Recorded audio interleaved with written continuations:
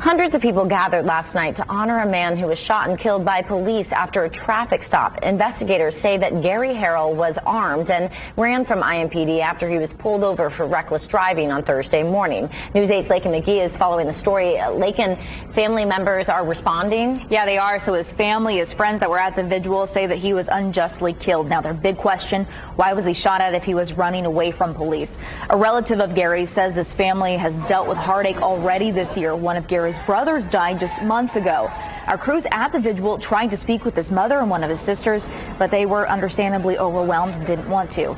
Now at the vigil, balloons were released into the sky. Many of them read, "I love you." You could also hear chanting from the crowd. They were saying, "This is for Gary Harrell." Police are telling us that an officer pulled Gary over for reckless driving.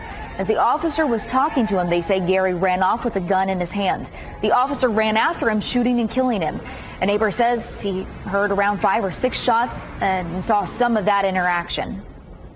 I heard a siren right after the shots, so I got up and went to go investigate, and then that's when I seen the suspect down.